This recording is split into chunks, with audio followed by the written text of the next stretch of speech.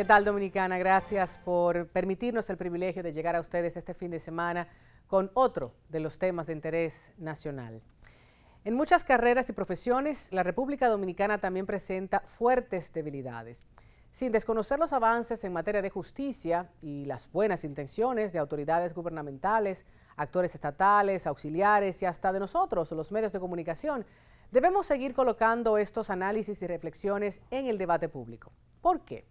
Primero, porque como poder del Estado debe fortalecerse, su independencia y la asignación presupuestaria debe crecer, la calidad de los profesionales que intervienen en la administración de justicia y, como ha sido nuestro principal interés desde siempre, ustedes, la ciudadanía, la gente.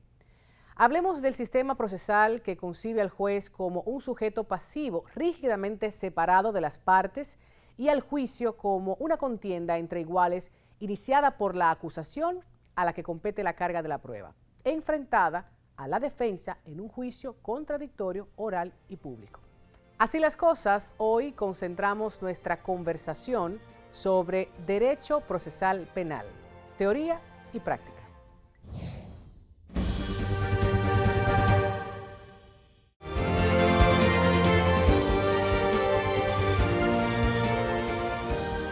Gracias por favorecernos con su atención. En esta jornada, en esta hora o casi hora que tenemos disponible para la conversación, trataremos de profundizar y de hablar un poco de la teoría y qué ocurre en la práctica, en el día a día en los tribunales, en el ejercicio profesional de los abogados y abogadas. ¿Dónde se encuentra República Dominicana en materia de justicia en este momento? Hemos hablado anteriormente de luces y sombras, de aportes, de comentarios, de diferentes visiones, porque es una profesión hermosa, preciosa, necesaria. Sin embargo, como seres humanos que son, se cuenta con distintas visiones. Y qué bueno, eso es parte de la democracia. Vamos a presentar a Patricia Santana, abogada, también Miguel Valerio, abogado y docente, quienes están en esta mesa, en esta oportunidad, para conversar sobre ese procedimiento o proceso penal, cómo se está ejecutando en nuestro país. Y me gustaría, romántica al fin, don Miguel, tengo que decirlo porque es la primera vez que usted acude a nuestro espacio, hablando de lo que debería ser, de lo que tenemos en el texto, de lo que tenemos en el código y los principios procesales. Vamos a partir de allí, para que no solo el interesado o curioso del derecho, el público en general, sepa, recuerde qué dice nuestro código en términos de principios. Mira, realmente la ventaja de dar clases durante muchos años y luego ejercer la carrera, yo creo que el mejor profesor es el que ejerce la carrera. Porque uno en la academia, eso que tú dices que es romántico, el deber ser, yo creo que tiene que ser el ideal a lo que se aspira. En derecho penal se habla de lo que la ley referenda, o sea, lo que uno quisiera que la ley fuera en la práctica. Otra cosa es la ley lata, que es lo que uno ve a diario. Uno dice, bueno, aquí se viola garantía y demás, otro tipo de temas. Sin embargo, muchas veces uno ve abogados hablando y dice, bueno, violentaron una garantía, pero quien impuso la prisión preventiva fue un juez. Con lo cual, el fiscal pide, el juez decide. Y yo tengo un dicho que lo he acuñado en mi carrera, que ya este año cumplo 25 años, con lo cual son 25 años en tribunales penales, nada más he hecho penales en mi vida entera, que uno dice al final de cuentas, las sentencias de los jueces se acatan. Algunas me gustan más, algunas me gustan menos, pero para todo lo otro no está Mastercard, están los recursos de apelación o lo que fuera que la ley te da. Sin embargo, evidentemente de que el sistema, cada vez que por una garantía procesal, que es lo que tú te estás refiriendo, por un derecho inherente a una persona, sale alguien libre, yo creo que debería pasar como en Estados Unidos, que la gente aplaude, el sistema se autocorrige, autopoyéticamente, como decía Luhmann, y efectivamente, al corregirse el sistema, eso no vuelve a ocurrir. Evidentemente de que en el Estado de Derecho hay una regla de juego, y que esa regla de juego se llevan a un proceso penal, y siempre se ha dicho, la delincuencia no se combate con actos delictivos. O sea, aquí durante mucho tiempo, y exactamente la procuradora actual de la República, doña Miriam Germán, fue víctima de intervenciones telefónicas sin autorización judicial. Entonces, claro, ahí hay una violación flagrante. Eso no debería pasar en una sociedad civilizada. O golpe y herida a una persona para que delate, o torturas. Eso no debería pasar en una sociedad civilizada. Entonces, evidentemente de que nosotros, cuando yo miro en retrospectiva lo que era Ciudad Nueva, porque aquí hay 31 Palacios de Justicia y Ciudad Nueva. Sí. Lo que era Ciudad Nueva en el año 97, 98, que yo empezaba, era un mozalbete de 23, 22 años que empezaba mi carrera, a lo que tuve ahora. De entrada hay jueces de carrera muy tecnificados, con otras experiencias, fiscales muy tecnificados, abogados muy tecnificados. O sea, en República Dominicana hay libros, antes no había libros. En República Dominicana ya no hablamos francés, antes se tenía que leer en francés, ya tú vas a España y encuentras 200 libros, a Colombia, y aquí hay una producción local interesante también de libros. Entonces, es un sistema que ha evolucionado. Faltan cosas por hacer, evidentemente. Hay reformas que están pendientes, pero que todo es criticable, no. Entonces, cuando uno ve a abogados hablando, no quiero ser un descalificativo, cosas. Tema que tú dices, bueno, pero este hombre no va a un tribunal. O sea, yo tuve un preso preventivo que duró 30 meses preso preventivo. 30 meses preso. ¿Y esa violación a esa garantía procesal? Bueno, yo el último día le dije a la jueza, él es el Código Procesal Penal, porque él tiene 30 meses preso preventivo. 30 meses. Entonces, claro, esto es una carrera que se aprende con los años. Hay cosas que antes me irritaban más, yo actuaba de una manera más desproporcional, hay cosas que ya uno entiende que es parte de un sistema y que hay que combatir dentro del sistema. Y dos cosas, decirle primero entonces al estudiantado, a ese que va con ese romance, con esas ganas de cambiar el mundo, sí, de que en la práctica República Dominicana tiene muchas oportunidades de mejora. Qué bueno que tú me lo dices, porque yo gozo mucho con los estudiantes. En cada semestre yo llevo a un abogado de pueblo, o sea, un abogado de esta gente que la gente no sabe quién es, no lo conoce, pero lleva 30 y 40 causas, a que muestre su realidad de lo que es cosa. Yo pongo un ejemplo, hay una señora que se llama Miriam en el Palacio de Justicia, que defiende muchas causas. Cuando empezó la justicia virtual, ella puso un palito con un teléfono y un cartel, celebramos justicia virtual, audiencia virtual. Entonces hay una adaptación, o sea, la gente cree que no, pero hay muchos abogados con mucho sabor popular que te enseñan mucho también. Claro, y yo quiero retomar algo de lo que decía el señor Valerio con relación a derechos fundamentales, tú como especialista en esta parte constitucional. ¿Qué ha pasado con la sociedad dominicana que no termina de sensibilizarse u orientarse a una visión de derechos?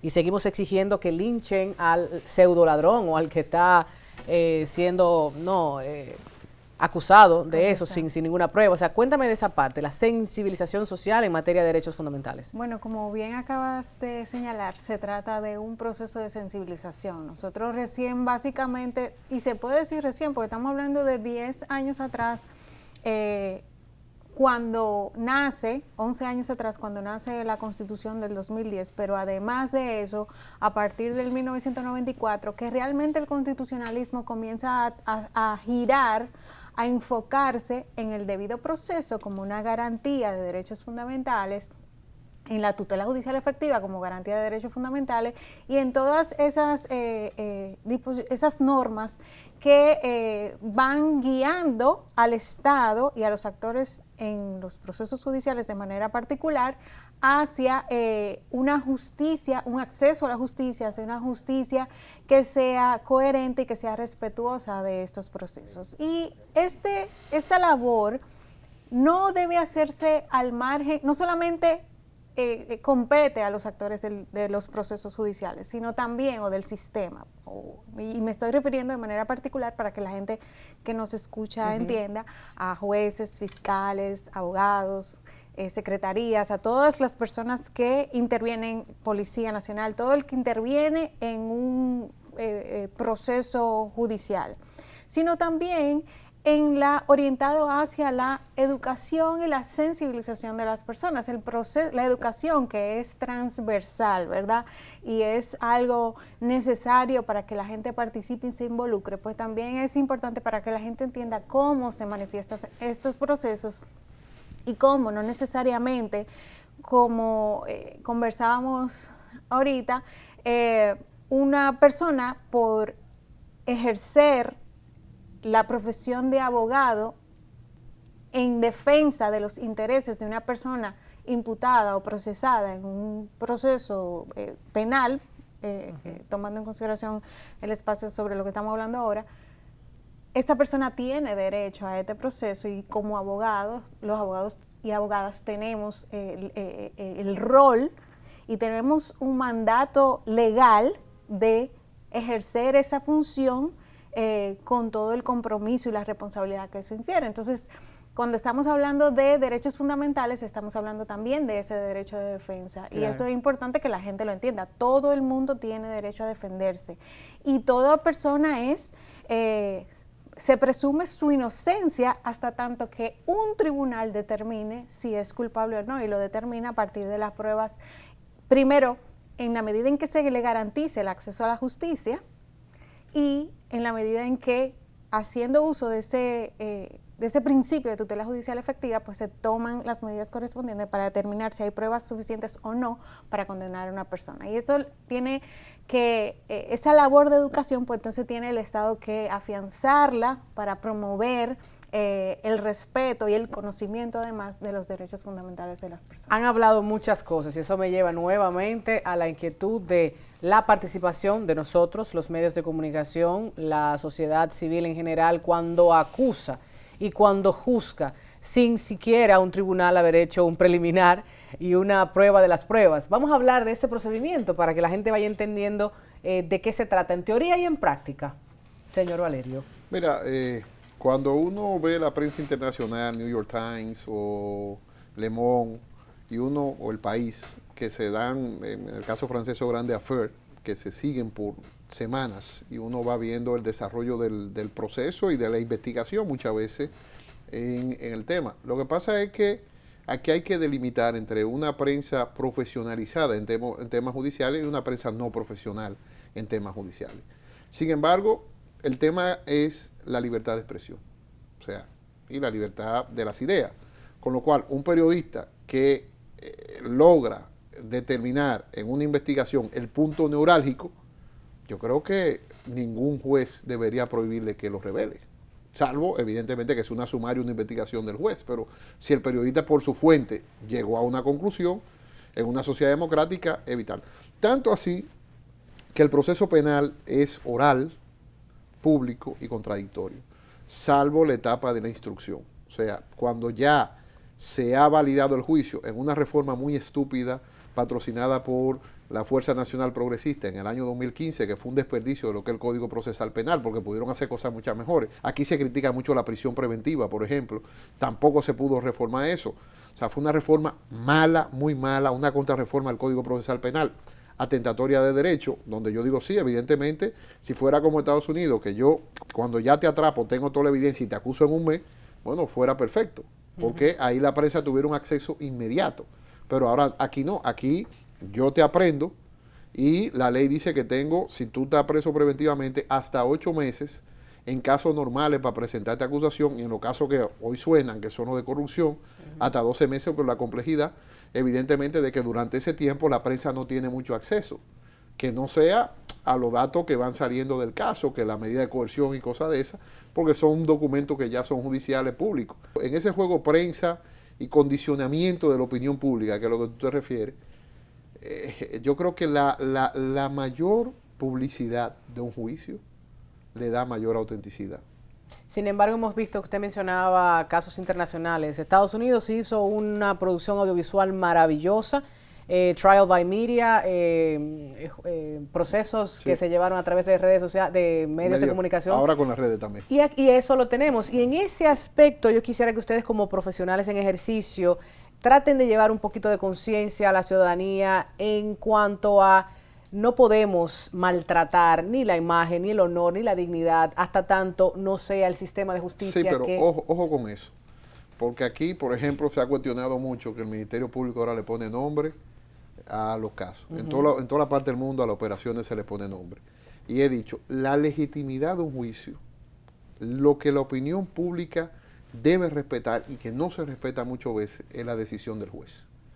O sea, yo creo que puede haber un condicionamiento de que esa persona es culpable. Ahora, si el juez, después que evalúa las evidencias, evalúa el caso, determina que es inocente, a partir de ahí, evidentemente, tiene que ser inocente. Entonces aquí la prensa puede hablar y decir lo que quiera. Yo siempre he dicho, los juicios no se ganan en los medios. Sí. Hay que tener en cuenta también que, si bien es cierto lo que dice el profesor, no menos cierto es también que hay juicios mediáticos que tienen un impacto muy negativo en determinados procesos. Y me estoy refiriendo particularmente en los casos de violencia de género, porque una de las circunstancias o de las situaciones que impactan negativamente el proceso y que revictimizan a las víctimas de violencia de género es precisamente la forma en la que los medios manejan el proceso o el mismo rumor público, el mismo rumor popular. Que por cierto, esos procesos nada más son los de los ricos, porque acá hay mucha violencia de género que no va a los medios, que es la de la gente humilde. Claro, porque exactamente, si un medio se centra en defender a una persona imputada de violencia de género,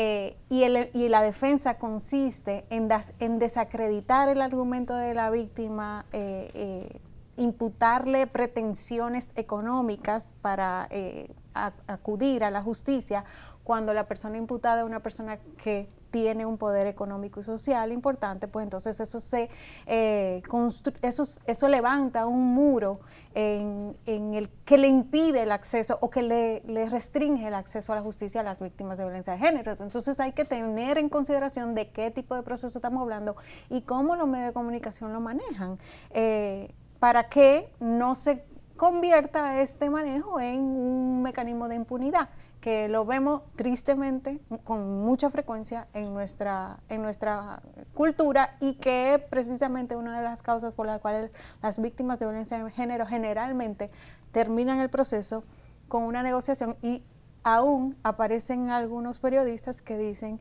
no, negocia eso, tú tienes que resolver eso por esta vía. O sea, sí, cuando lo dicen abiertamente, lo cual evidentemente que es una garantía de impunidad. Vamos a hablar de un caso particular más adelante, Patricia. Antes de irnos a la publicidad, yo quisiera mencionar y dejar aquí la idea, antes de hacer el corte, de las principales violaciones, si se quiere, al procedimiento penal.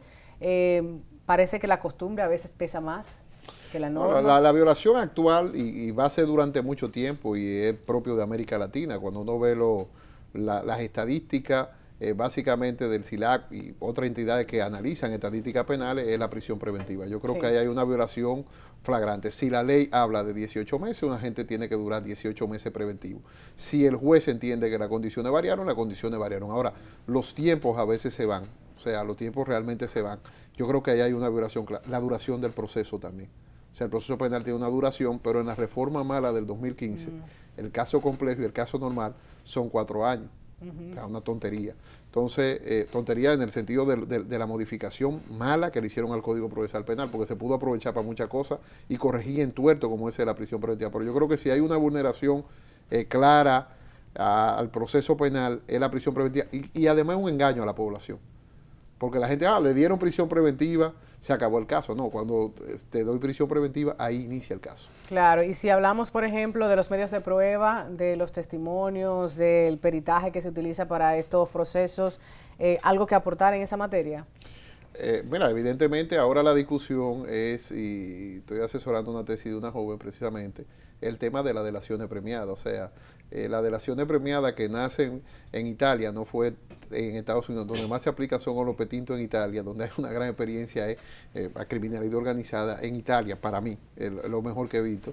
Y evidentemente ahora la discusión es cuando una persona comete un delito, negocia con el Ministerio Público e incrimina a otra. Yo creo que ahí hay un gran reto, que habrá que ver el desarrollo de este proceso para uno poder llegar a conclusiones, porque no es solamente que yo diga es culpable, sino es que ese solo testimonio no debería ser suficiente para que una persona sea declarada culpable, sino que tiene que haber otras evidencias que corroboren esa información. Entonces, ahí hay un gran reto. Y el tema de los peritajes, mira, en tema de peritaje, cada día se va avanzando más. O sea, si hay algo que yo creo que algún día tendrá que desaparecer, la Cámara de Cuentas, y dejarla solamente para su tema de cuenta del gobierno, pero no para procesos penales, porque yo creo que el peritaje penal tiene que tener tiempo y especialización, y yo puedo nombrar, y ya lo dijo el Constitucional, un perito privado que no sea la Cámara de Cuentas, y tiene el mismo valor. Entonces, yo creo que ahí hay que empezar a ser menos riguroso con el nombramiento y buscar mucho mayor calidad. Primero, porque la Cámara de Cuentas no tiene la capacidad, ni económica, ni técnica de hacer todos los peritajes que hay que hacer en los procesos penales. No existe. Segundo, porque, y eso se ve a diario, tanto en peritaje, no solamente contable, que son lo que tú te estás refiriendo, sino también peritaje inclusive psicológico de violencia de género, Sí. o peritaje, son muy malos. O sea, la capacidad del perito, digo que muchas veces el perito deberían de cargar mucha gente porque el peritaje es malo. No es que no diga lo que tiene, pero no, o sea, un peritaje psicológico que dice, bueno, la persona sufre violencia psicológica por tal. No, hay que hacer un desarrollo, hay que tratar de hacer mucho mayor entrevista, hay que llegar a conclusiones. Entonces, cuando uno analiza el peritaje como figura, se ha avanzado, pero ahí sí yo te reconozco que tiene que haber un avance mucho mayor porque el peritaje de por sí, el juez se dice perito de perito, pero eso es mentira. O sea, el peritaje, cuando un juez ve un peritaje, le da mucho valor a esa prueba.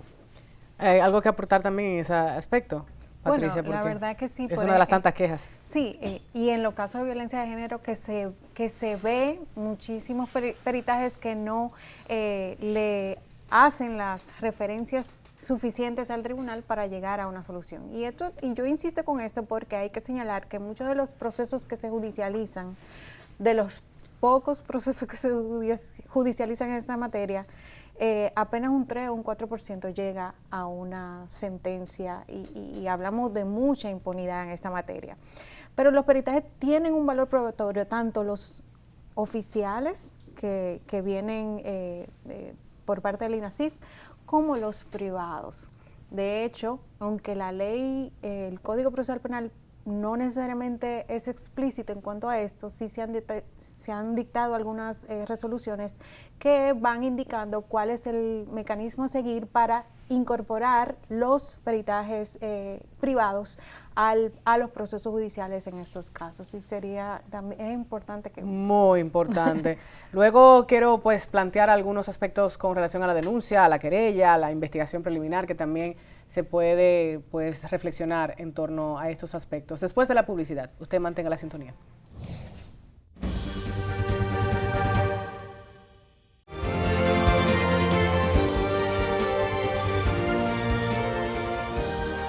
Seguimos la conversación. Miguel Valerio, abogado, docente, Patricia Santana, abogada, nos está acompañando en estas reflexiones. Y nos quedamos hablando un poquito sobre las denuncias, las querellas, las investigaciones preliminares que también merecen algunos minutos de análisis y conversación. Tome la palabra. Mira, durante 4 años yo tuve el placer de dirigir un proyecto de victimología. Como toda la cosa del gobierno dominicano, todo eso quedó en papeles y lo tiraron a la basura cuando cerraron el comisionado de reforma apoyo. Sometimos proyecto de ley, teníamos una mesa de reflexión, logramos concientizar a los policías, ahora que está la señora Patricia aquí, de que la denuncia en caso de violencia de género fuera mucho más afectivo, porque anteriormente una mujer iba que le dieron golpe en su casa y lo primero que le preguntaba al policía, ¿le pegaste cuerno? O sea, era así. Sí. Ya eso no es tan así hoy. Pasa, o sea, todavía. Pasa, pero... En las unidades de violencia. Unidades de violencia, pero se ha venido reduciendo. O sea, hay unidades de violencia, antes no había unidades de violencia de género. Entonces, efectivamente, lo que se llama la cifra negra, y que fue un derecho que se constitucionalizó en el año 2010, en una constitución que yo la declaré también funesta, pero que es la constitución que tenemos, donde se consagró todo este tipo de derechos. El acceso a la justicia está en el primero del debido proceso. Evidentemente, de que facilita el acceso a que la gente tenga canales para externar sus quejas y querellas. Número 1. Número 2, esos canales de quejas y querellas, lo que se llama la cifra negra, pues entonces ahí había no revictimización, no el concepto correcto, terminológicamente, victimización secundaria. Incluso hay ya victimización terciaria, pero la victimización secundaria era cuando el sistema te volvía a reflejar el dolor. O sea, un policía que te decía, tú le fuiste infiel a tu marido, para ponerlo mucho más decente, aunque la gente me entiende lo que estamos hablando aquí, evidentemente de que te está victimizando secundariamente, ¿no?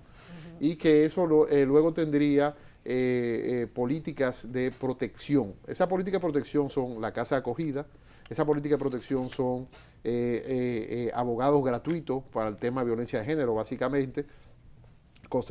Otro tanto es que pasa el tema de las denuncias y la querella, entonces ahora me pongo del lado del imputado. O sea, a una gente le ponen una querella y una denuncia, y en esta procuraduría de doña Miriam Germán es sorprendente.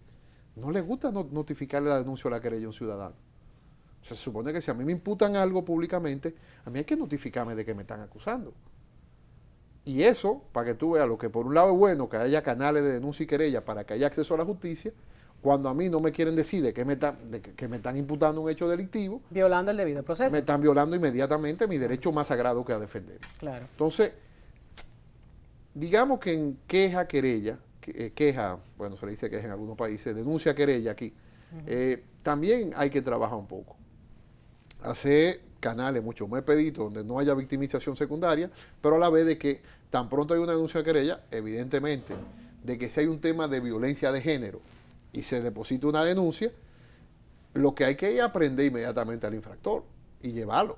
O sea, hay que tener canales rápidos de respuesta y preguntarle. No estoy diciendo prisión preventiva y cosas de esas porque sabemos que puede haber denuncia falsa y querella falsa. Y tratar de comprobar los hechos, ¿no? Okay. Hablando del debido proceso, me interesa también que la audiencia conozca los porqués y profundizando. Que no sé lo que es el debido proceso. ¿Qué es el debido proceso? Cuando a la gente se le cumplen todas sus garantías y estamos haciendo las cosas acorde a la norma. Es que aquí todo es violación al debido proceso. Y cuando tú dices, se violó el debido proceso, muchas veces yo digo, pero de todos esos derechos, ¿cuál es ese derecho? Eso es un tema que debemos de profundizarlo, claro, porque en casos de defensa o acusación de en casos mediáticos de corrupción, pero en los casos de los pobres no hay debido proceso, ni garantía, ni nada de eso. Sí, pero me gustaría que la gente entendiera algo importantísimo, porque tenemos casos de corrupción pública, casos de narcotráfico. Yo quiero hablar de eso y precisamente que la gente entienda que una pena que puede ser de 30, si realmente las evidencias dan para que esa pena sea de 15, entonces, independientemente de quién cometa el delito. Déjame corregirte algo. A ver, profesor, cuéntame. O sea, hay un tema que se llama el principio de proporcionalidad, sí, y hay un tema que es diferente, que el principio de elasticidad penal, que es el juego que tiene un juez.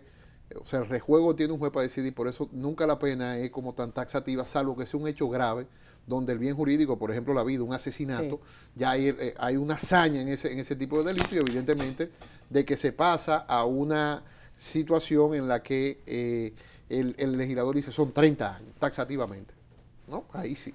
Ahora, yo me sorprendo, y de hecho yo defendí a un criminólogo francés, duró 2 años preso aquí, y este criminólogo, que era un tipo muy peculiar de por sí, señor Nodan, me decía que él lo que más le sorprendía del sistema de justicia penal era que a todo el mundo le ponía la pena máxima.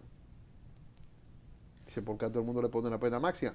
Porque de entrada, si tú eres infractor primario en otro país y creemos en que la pena sirve para algo, yo no te puedo poner la pena máxima de entrada, salvo que tu hecho sea taxativamente. Bueno, hubo un asesinato, son 30 años.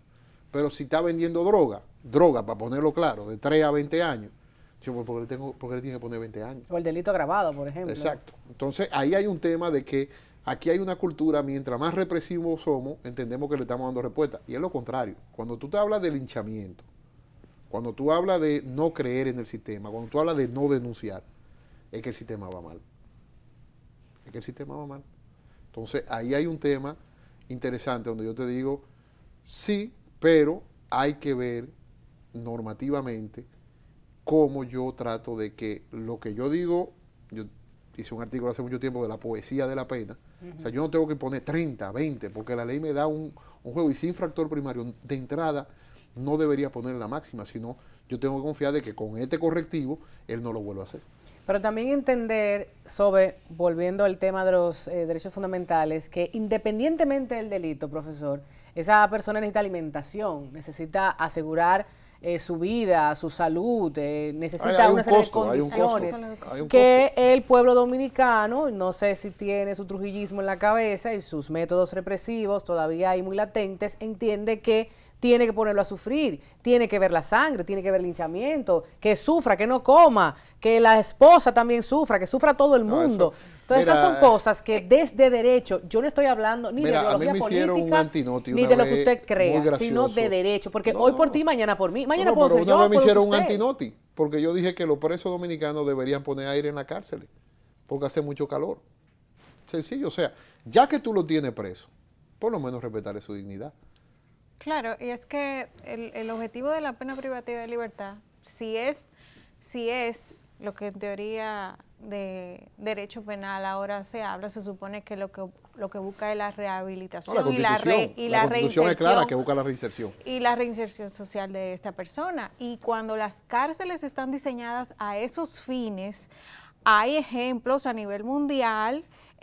Por ejemplo, en Cataluña hay unas cárceles que son modelos donde la reinserción social de la persona condenada es de un 70%. ¿Podemos comparar eso con República Dominicana, con lo que está sucediendo con las cárceles de la República Dominicana? No sabemos, las estadísticas aquí no son tan claras. Claro, las estadísticas, además de que no son claras, además de que no son claras, son conocidas las condiciones de las cárceles de nuestro país sobrepobladas. Entonces, realmente, si el objetivo es reinsertar, ¿qué yo estoy haciendo para lograr ese objetivo? En la práctica, como dices, ¿qué está haciendo el Estado para lograrlo?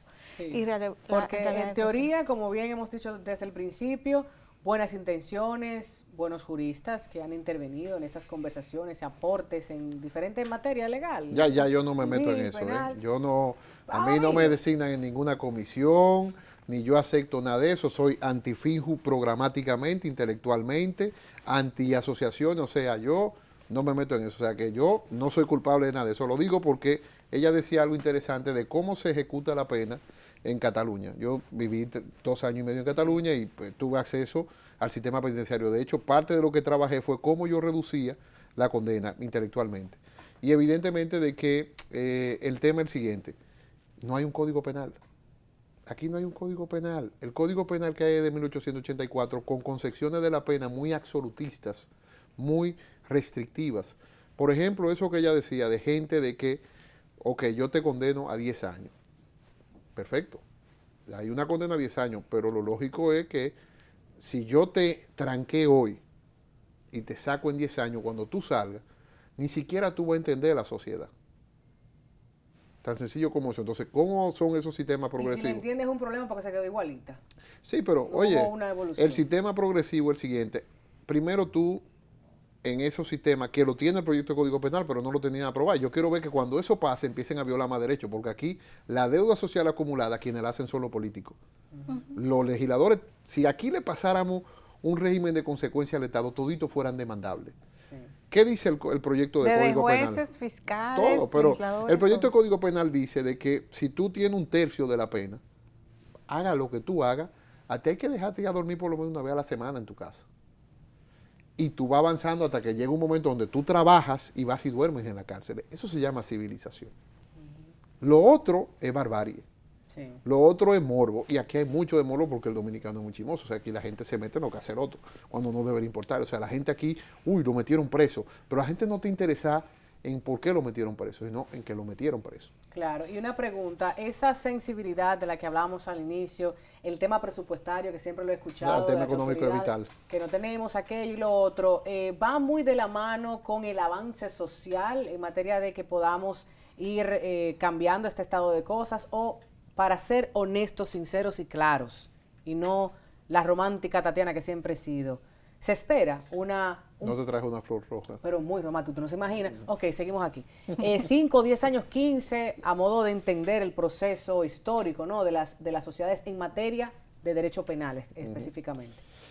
Porque mira, yo sé que en civil estamos como medio bien, eso es lo que dicen. No, mira, aquí hay 5 sociedades. Yo he tenido la suerte, gracias a mi padre, de educarme muy privilegiadamente, fuera aquí económicamente muy tranquilo, pero la vida me ha puesto en un área que no es tan fácil, con lo cual yo empecé con presos de escasos recursos. Estoy hablando 20 y tantos años atrás. O sea, yo he visto el rico y el pobre. Y aquí hay 5 repúblicas dominicanas. Y exactamente pasa igual en la cárcel. No es lo mismo una persona cuya familia tenga que trasladarse en autobús público, con miles de problemas, a una cárcel, que aquel que tiene los problemas resueltos. No es exactamente igual. La cárcel es diferente. Y lo mismo a viceversa, víctima. Cuando yo hacía victimología y prácticamente violencia de género, nosotros una vez analizamos el costo de una audiencia a una mujer maltratada. ¿Sabe cuánto era ese costo? Eran como 500 o 600 pesos. Y empezamos, desde que se cogía el carro público, donde ya no desayunaba en su casa, sí, a un kiosquito de Ciudad Nueva, levantamos la información, a una comidita de 100 o 200 pesos, Cuando pasaba el día eran 300, 400 pesos. Y eso para uno tal vez no es nada, pero para una gente humilde que tenga que gastarse 500 pesos, además de faltar su trabajo ese día, es problemático. Que ese es uno de los obstáculos precisamente en una sociedad tan desigual como esta, y es importante señalarlo,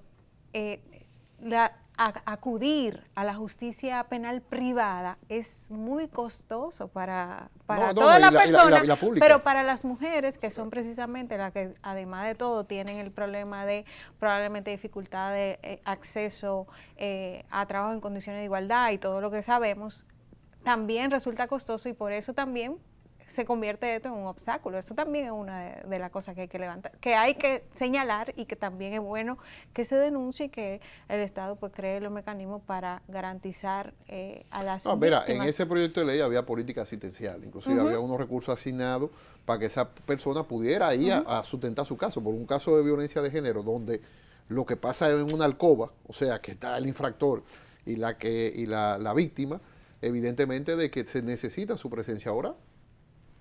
Evidentemente, cuando tú analizas lo que ha ocurrido, pues ahí no se ha avanzado mucho. No. De hecho, yo creo que se atrasaron. Y si hablamos de los acuerdos famosos, que yo, una de las cosas que puse muy claro cuando hacíamos esa mesa de reflexión, era de que en materia de violencia no había acuerdo. Se podía acordar lo privado. Ese fue uno de los retrasos de la ley 1015. Que incluyó la posibilidad de acuerdo y conciliación en caso de violencia de género. Bueno, pero acuerdo entre particulares tú no lo puedes detener, pero, o sea, la víctima que quiera llegar a un acuerdo... Pero ya eso es otra cosa. Es otra cosa, intereses civiles, pero el Ministerio Público no puede promover, no puede renunciar a la acción pública por un acuerdo. Claro, eso se ha dicho y se ha publicado bastante. Sobre eso vamos a continuar con Patricia en la siguiente mesa, mientras yo sí quiero, usted profesor, porque tengo que decirle así, como docente académico y abogado especialista que ha estado en diferentes... Tal vez el título que más me gusta de tanto que tengo. Sí, en diferentes escenarios, porque a través del ejercicio, y yo quiero resaltar eso, ha podido jugar diferentes posiciones y estar en diferentes espacios que le permitan una óptica más amplia del ejercicio penal, que es importantísimo, con estas condiciones sociales, culturales, económicas y políticas en República Dominicana. Entonces, sus conclusiones, Valerio. Mire, primero, el sistema no es todo lo malo que dicen. Segundo, hay muchos abogados irresponsables, porque hay abogados irresponsables que hacen una crítica que uno se queda diciendo, bueno, pues este señor nunca ha ido a un tribunal, o por lo menos nunca ha tenido un preso, o sea. Ha estado en la teoría, no en la práctica. Bueno, o por lo menos opina mucho. Otra cosa, lo que la constitucionalitis, aquí todo, violaron un derecho fundamental. Y yo, bueno, ¿por cuál es el derecho fundamental? Hubo un juez, tú argumentaste, me dieron prisión preventiva. Bueno, me violaron un derecho fundamental. No es tan así. O sea, no es tan así. Entonces, hay que ver en el sistema qué hay que adecuar y qué no hay que adecuar. Aprovechar la reforma. El tema de la prisión preventiva se acaba fácil, dándole menos tiempo de investigación al Ministerio Público. Se acaba fácil. O sea, si a mí me ponen a reformar el Código Procesal Penal, se acaba muy fácil. Digo, el Ministerio Público tendrá un plazo de 2 meses a partir de que aprenda una persona para presentar acusación. Punto. ¿Y esto no incrementaría el recurso de amparo, por ejemplo? No, bueno, habría más, no hay amparo ahí, que eso son otra de las tonterías que hacen. Ok. Pero tontería, que eso hay que decirse a los muchachos de la universidad. No, lo que lean en los periódicos, cójanlo con pinzas. O sea, lo que hay una revisión ante el juez de la prisión preventiva. Pero es muy fácil, o sea, hay formas. Por ejemplo, usted va a acusar en 2 meses. Si usted va a pedir prórroga, evidentemente no puede ser una prórroga tan amplia. ¿Qué va a forzar eso? Que cuando usted ya aprende a una persona, usted tenga la evidencia. O sea, no es que cosa. Y si, óyeme, Al Capone mató, robó, vendió alcohol, lo atraparon por impuestos. Entonces, hay algo que se llama persecución estratégica del Ministerio Público que hay que llevarla de la teoría, como tú has querido hacer este programa, a la práctica. Hay muy buenos ministerios públicos, pero tampoco un país se mueve con la justicia penal. Yo creo que si un país solamente las noticias son de justicia penal, es un país que está en la barbarie también. Claro, bueno, pues con esto nos vamos ya a las conclusiones después de la publicidad. Caso particular importante de mencionar sobre las violaciones y sobre las situaciones irregulares que debemos seguir comentando también en los medios de comunicación. Quédese ahí.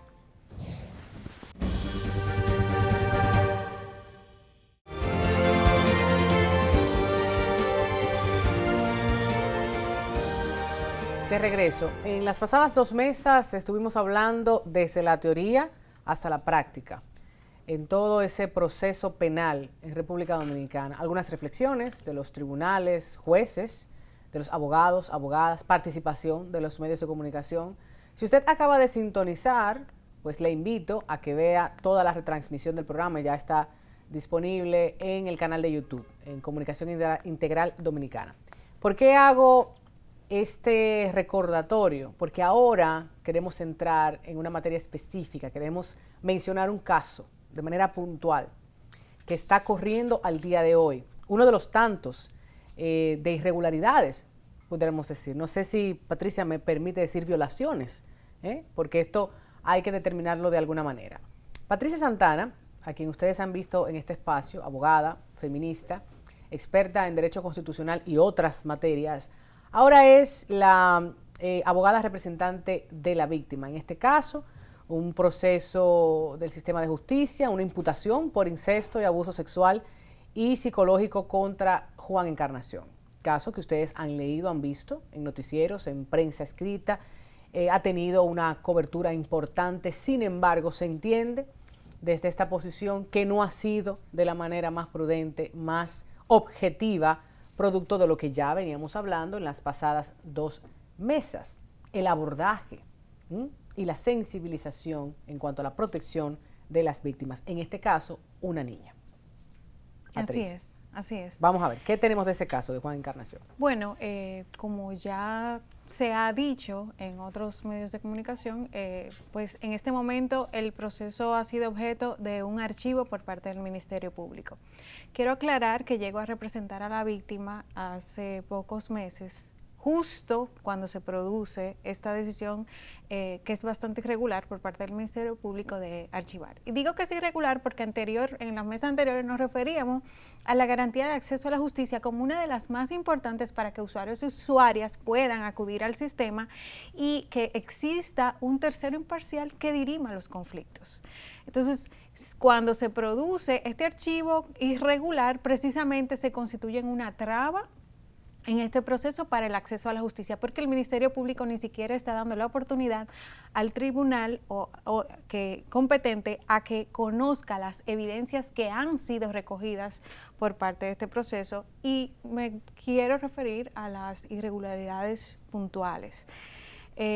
Como sabemos, se trata de un caso muy delicado donde la víctima es quien señala y ha sido constante en sus señalamientos y reiterativa y coherente en sus señalamientos que fue quien cometió la agresión. La víctima es quien imputa los hechos a esta persona. Y la víctima resulta ser una niña que cuando ocurrieron los hechos tenía 11 años y ahora tiene 12.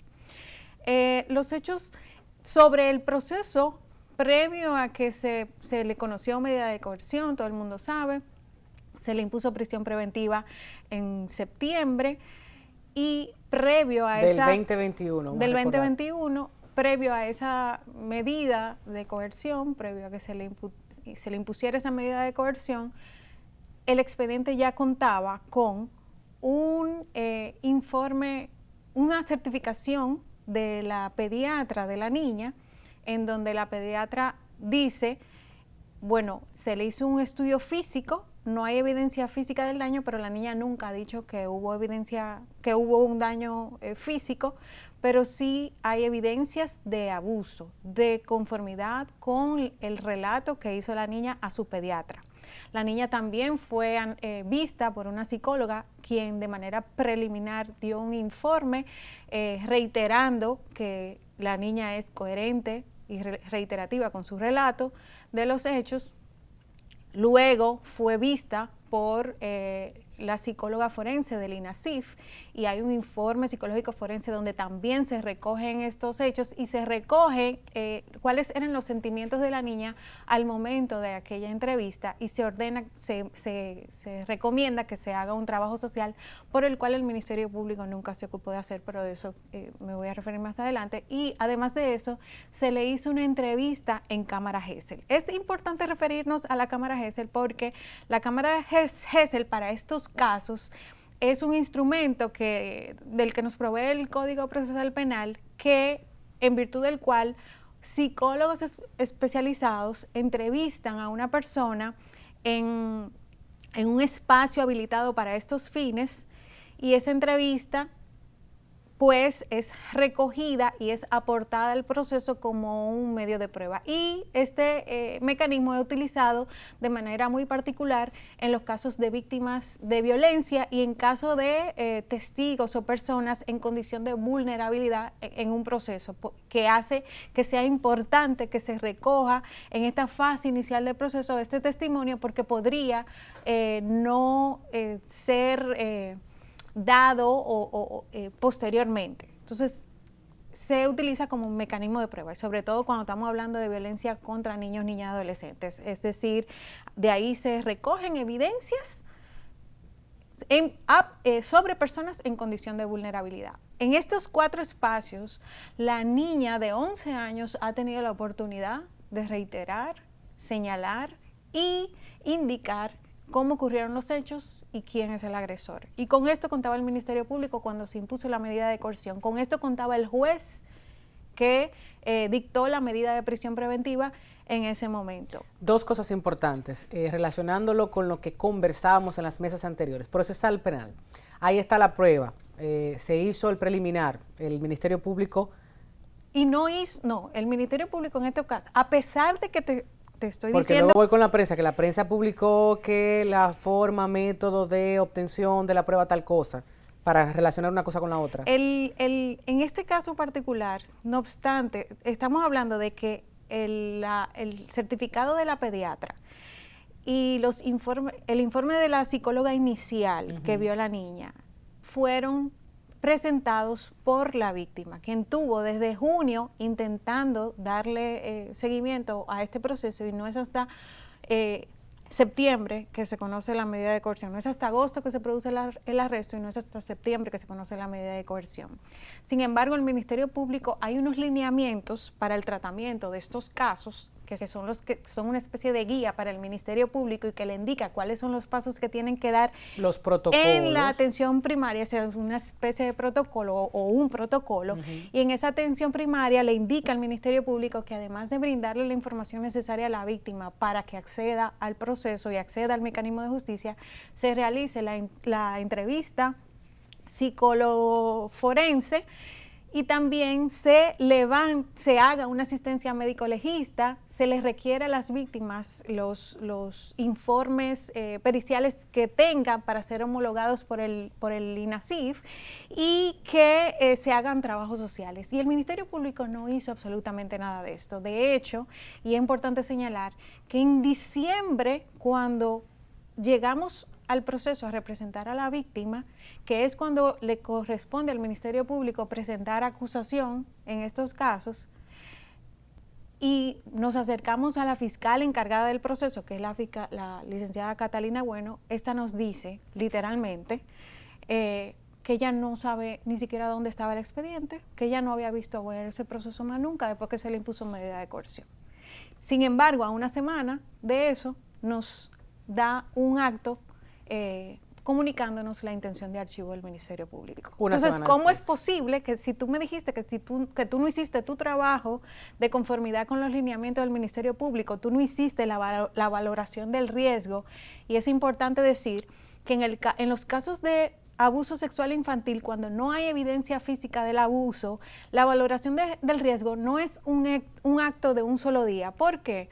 Porque en los casos de abuso sexual, los daños que pueda estar percibiendo la víctima se pueden presentar o a lo inmediato, o a mediado plazo, o a largo plazo.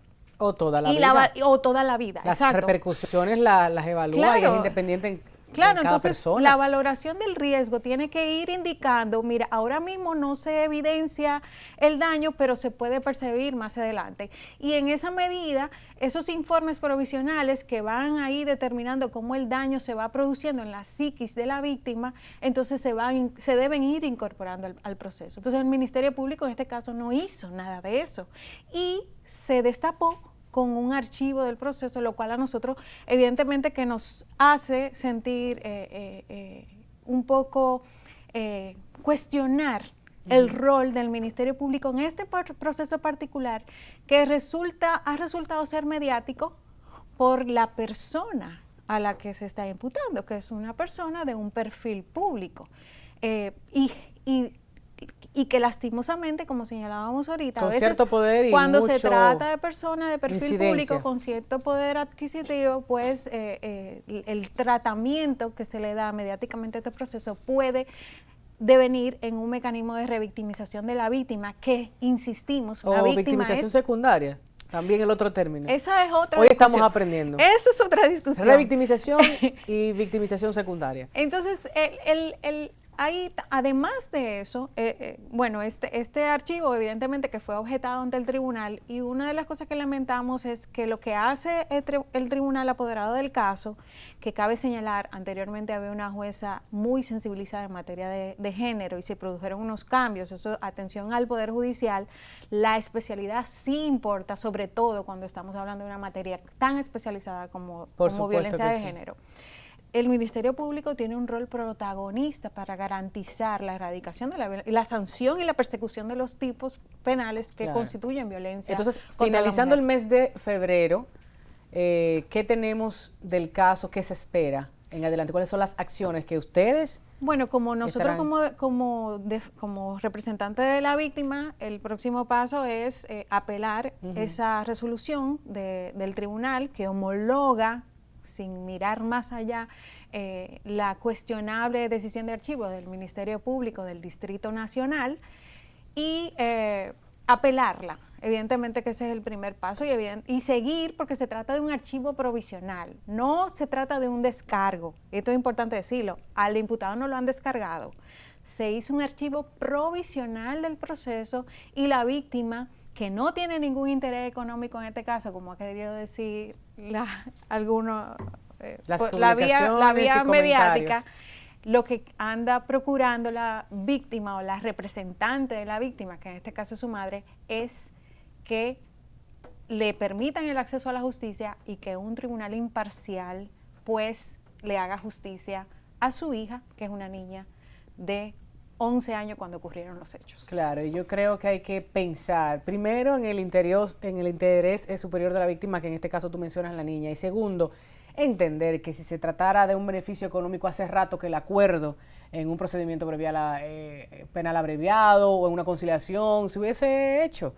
O sea, si una persona insiste es porque verdaderamente está lastimada, pero no solo por lo que psicológicamente ha sufrido una menor de edad, sino lo que a nivel mediático la familia completa y todos los relacionados han tenido que soportar, que eso es importantísimo mencionarlo. Claro, nadie quiere pasar por ese proceso, nadie quiere verse como una víctima ante la sociedad, ante los medios de comunicación. La burla, que te culpen, que te tilden, te etiqueten, nadie quiere pasar por esa situación, no es cierto. Uno de los obstáculos que enfrentan las víctimas, como te decía ahorita, en los casos de violencia de género, es precisamente la falta de credibilidad en una sociedad que lamentablemente y lastimosamente es tan machista y cuestiona la decisión de la mujer de acceder a la justicia. Desde familiares cercanos, lo primero que te dicen, deja eso así, porque eso se va a ventilar y van a decir que tú fuiste la culpable. Entonces, ese es el primer obstáculo. Esa conversación con un macho varón masculino. El deja eso así es lo que nos tiene muy jota a las mujeres aquí en República Dominicana y en muchas otras latitudes del mundo. Patricia, con eso entonces concluimos, vamos a darle seguimiento, el espacio sigue abierto. Yo les voy a invitar a que busquen los recortes, las publicaciones, a que vean sin etiquetas, despojándose de todos los prejuicios y todas esas construcciones sociales que llevamos en nuestra mochila de creencias por mamá, papá, la sociedad, y que tratemos de analizarlo desde una perspectiva, nuevamente digo, de derechos. ¿A quién se quiere lastimar? ¿Cuál es el proceso que se ha violado? Porque por eso tratamos el tema este fin de semana en Así las Cosas. No se trata de lo que yo creo, es lo que dice el código y es lo que el ordenamiento jurídico dispone. ¿Para qué? Para que la administración de la justicia sea equitativa, transparente, eficaz para usted y para mí, hoy y mañana. Esto no se trata de un caso, son muchos otros que a futuro ojalá tengamos bajo estos preceptos, estos principios que bien se han mencionado para guardar nuestros derechos fundamentales sobre todo. Patricia, ¿algo más que quieras decir para concluir? Bueno, la verdad es que hacer un llamado de atención a todos los actores del sistema de justicia y saber que las víctimas de violencia de género llegan al sistema buscando una protección, con miedo, con inseguridades, pero sobre todo lo primero que van buscando es una protección. Entonces los cuestionamientos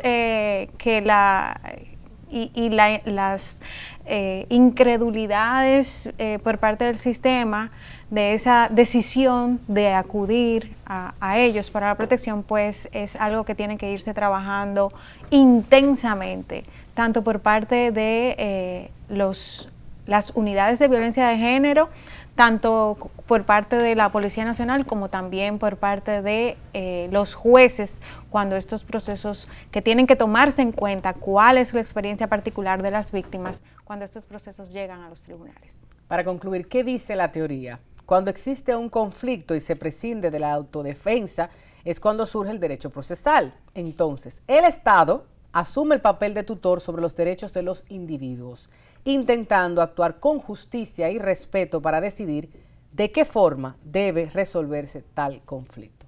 Esa es la teoría y nosotros invitamos a que en la práctica sea tal.